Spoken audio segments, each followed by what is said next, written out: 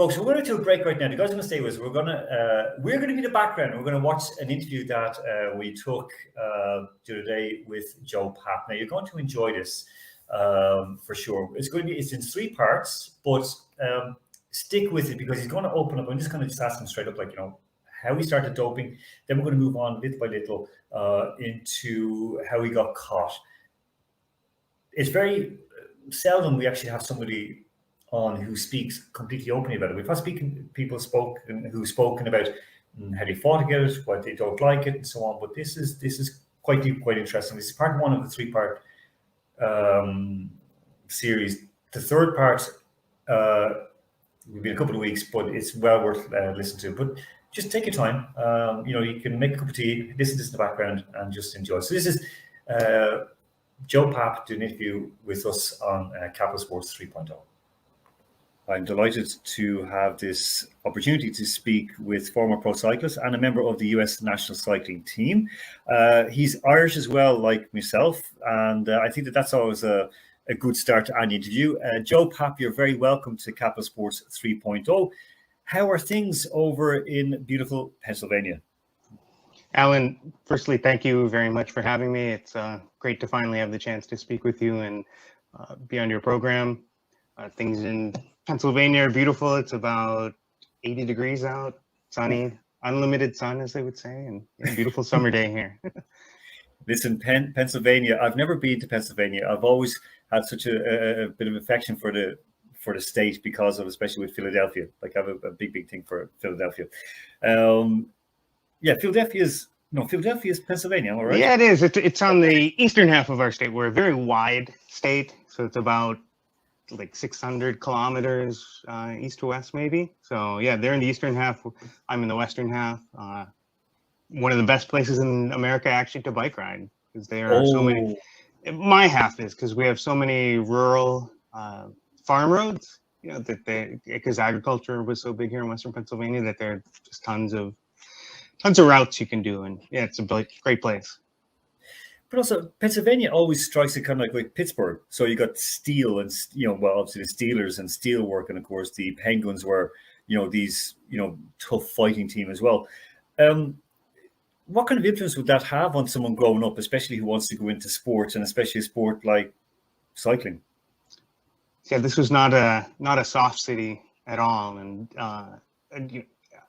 coincidentally, when I was young and just getting into cycling, we had a major professional race come to Pittsburgh called the Thrift Classic that I think Armstrong won, 4 years in a row or something like that. And it was, huge spectacle, but also like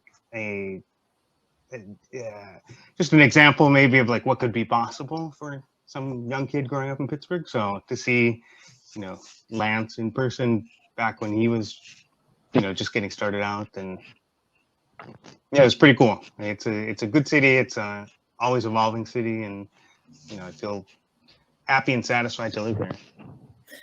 Joe, when did you start cycling?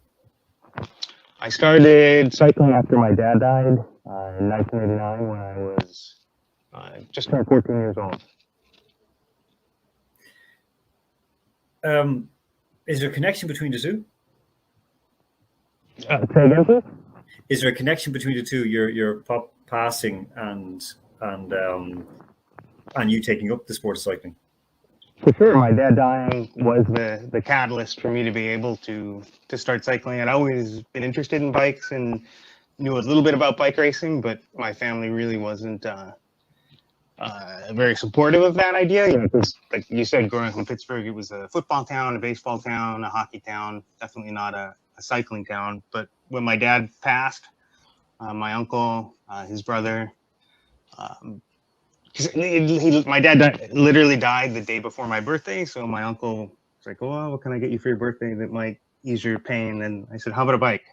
So he bought me a road bike, and that was the entry into the world of cycling. When you're cycling, for example, with that close connection with your pop passing, was there a connection with you being successful? Were you doing it for yourself or for your dad? I was doing it for myself, but I was highly motivated by losing my dad, and that was obviously pretty traumatic, and it was something that kind of pulled back the curtain on what the world is like, right? So I was very motivated and very willing to do what seemed necessary to win.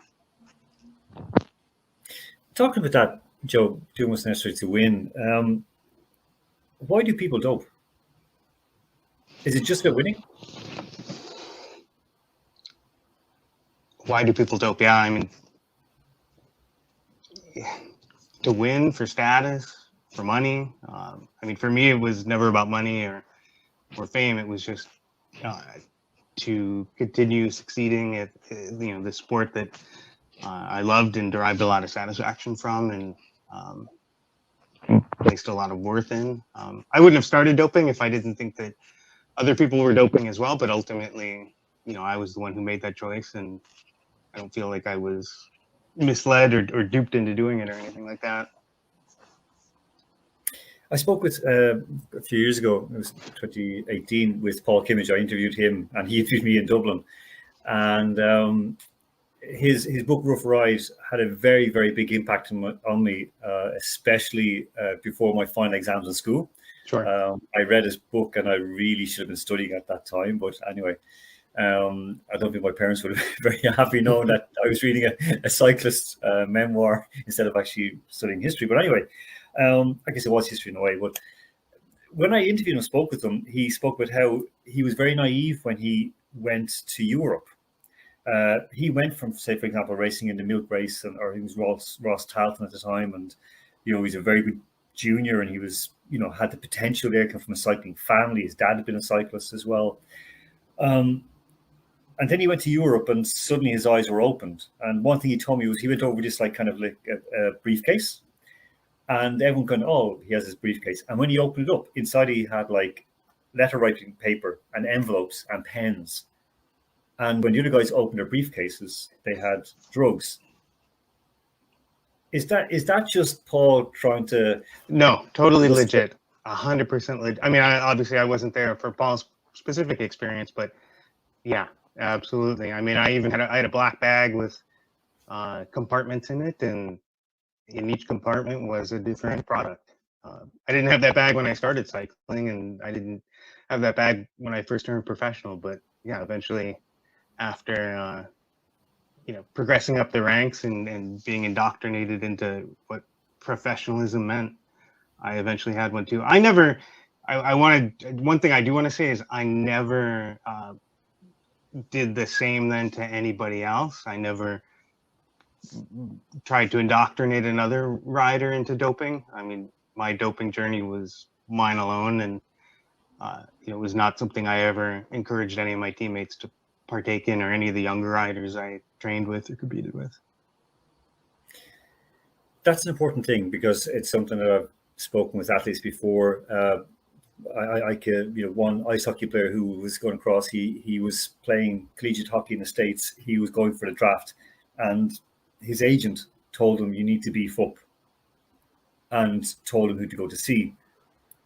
Same kind of thing in cycling as well? Yeah, absolutely.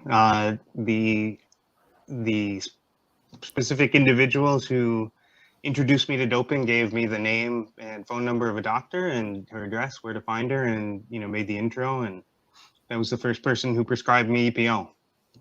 Wait, so this doctor, who obviously she's licensed. Yep. I don't know if she's still licensed or not. You can tell me if I don't know if she's still alive even. Okay. Yeah, okay. Yeah. No. Okay. We'll move on from that one.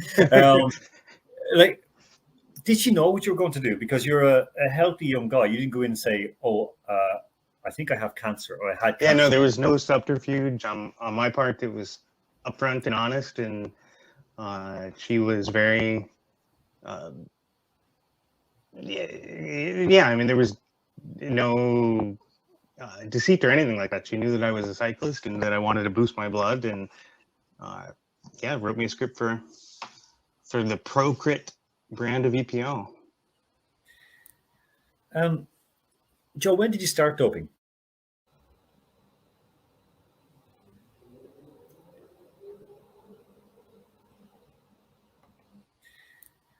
Joe, when did you start doping? 2001. So you weren't a spring chicken. You were an adult man who made a decision to dope. 26 years old. And the specific context was that I had finished my undergraduate degree in university and I'd won a fellowship in government and public affairs that I was pursuing in grad school, and I decided to kind of leave that behind and go back to cycling. And, after having been out of the highest level that I reached for a couple of years, so it's been a couple of years at that point since I'd competed at the top national level here. And when I went back, it was not just a question of I wasn't race fit per se, but it was different. The speeds were faster. You could tell that something, or at least I perceived that something had changed. And in discussing it with my teammates at the time, they said, yes, something has changed, and here's how you undertake the changes that you need to take. And that was the referral to the doctor then. So from, say, the mid to late 90s, you came back, you felt the difference. And I mean, I've heard of EPO being used long before that. And I had my own kind of strange introduction to the world. My first real introduction to this whole situation would have been, to a gentleman who was heading up sports medicine in Red Bull, Bernd Pansold, when they were administering injections to athletes. Do you remember the first moment you doped? The first time you made the injection? Yeah, it was like the day that I picked up the prescription. So I had to drive to central Pennsylvania to meet with this doctor, and then drove home and dropped off the prescription at the pharmacy that evening and picked it up the next day then, and took my first injection in my stomach, basically, because you administer it subcutaneously. And the next day, yeah.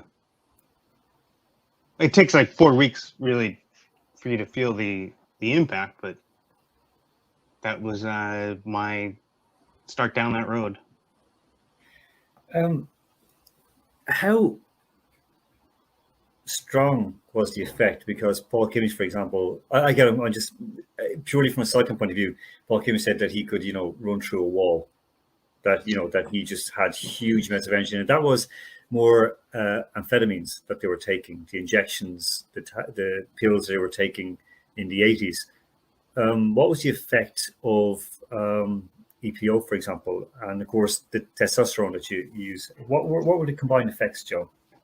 The effects for me were phenomenal, stunning, almost unbelievable. I mean, I think in one of the photos you have, you can see I was using a SRM power meter back in the day, so I understood my watts and knew what they meant, and I observed probably close to a 12% boost in my functional threshold power on EPO, and then adding testosterone to facilitate recovery and be able to produce the same effort the next day.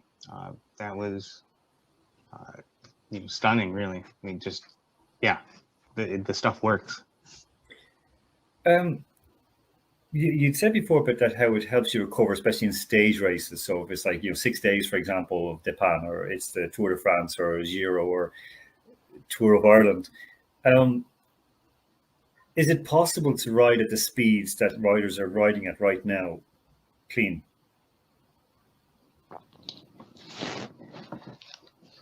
It certainly strains credulity, right, to believe that. I mean, wasn't this like the fastest Tour de France ever? And yeah, and a lot of difficult climbs as well that they were flying up. So that was a strange one. How did, they said they're all clean now. We've seen, say, Team Ineos, the former Team Sky, and they're clean, and their owner, Jim Ratcliffe, who wants to buy Manchester United now, or says he did. He wanted to buy Chelsea not too long ago. Now he wants to buy United. He's saying that he would walk away from the team if they were caught doping or something, but you could still see the riders quickly recovering. Joe, what, for example, now we don't know, of course, we don't know what they're using or if they're using, but what would they be using for example, if you were a corrupted soigneur or a team, like a director sportif, what would you have the guys on? Yeah, I think, if anything has changed, it's that it's not so much the Wild West as it used to be, where there was a doping free-for-all, basically. I mean, for sure, the controls are more sophisticated, they're more effective. The anti-doping movement is organized, different, more effective strategies to police doping, but the potential there is still there, and you don't necessarily need to have a 12% improvement to derive a benefit from doping. Like if you can get a 1 or 2% boost that your competitor doesn't get, then that's still an advantage. And so the same products really, or the same methods, blood boosting, hormones to facilitate recovery, corticosteroids to reduce inflammation, probably other newer products that are undetectable. It's the sport. It's still the sport, right? Like they still have to ride and race, and so the incentive is still there. I mean, drugs don't make you cycle faster. They of course they do in a way, but if you're not a good bike rider, if I started using EPO and HGH right away, that's human growth hormone, I'd probably be dead in the morning. It would eventually make me a little slightly better cyclist, but not, you have to have the talent to begin with. When you were popped in 2006, I listened to something you said that what you got done for, you hadn't been using, that it wasn't in your system. Is that true, or was that just you kind of making a bit? No, that is true. That's absolutely true, Alan. I tested positive for testosterone that I had not knowingly taken, but yet the control did not detect the EPO, the growth hormone, the corticosteroids. So I mean, I fully admit that I was doping, and they caught me, but they didn't catch me for what I was intentionally doping with. Last part coming up, and this is his interactions with USADA, which is contradicted some of my own beliefs about USADA as well, and what I know about them, and how I've dealt with them. So this is the last part of part one of this three-parter, and then we're going to come back with the three of us to discuss what Joe's talked about, and also have a little game for our guys to play. So keep your questions and comments coming in, and we'll answer them right after this. When you admitted to it, you owned up to it, you just said, okay, I did it. But then it seemed that the deal you'd worked out, 2-year ban, deal worked out, but they just still kind of wiped out your results. So people went to look for your results now, they'll see that, where did this guy ride? What did he do? Because most of your results from 2001 to 2006 were wiped out. Why was that, Joe? Was it ever explained to you why? Yeah, I mean, it's a great question, and it does, I think, have a fairly straightforward answer, which was that by testifying to having doped starting back in 2001, that even though I had an agreement for a shorter sanction, that USADA was obligated to strike those results going back to 2001. I mean, at the time I was kind of annoyed because we did have a signed agreement that specified how many results I would lose, and when the sanction came out, it was different than that. But I mean, no big deal. I had been doping back until starting in 2001. So yeah, so I mean, it wasn't the case like that. Wait, no, I only started doping then, and we. The thing that annoyed me, the only thing that annoyed me was they didn't tell me they were going to do that beforehand, right? So we negotiated a deal, and then I provided my testimony, and then the sanction was different than what I expected. I mean, they could have handled it better, but in the end, the sanction was more than fair. Joe, in saying that, I'm not a fan of Travis Tigert and a lot of things he's done, because I've spoken with people and dealt with people who've dealt with him, and they haven't, they don't trust him. And these are people from other heads of anti-doping agencies. Dick Pound, I'd always admired so sometimes I saw him, he was kind of flip-flopping. He was saying one thing to one audience and not to another.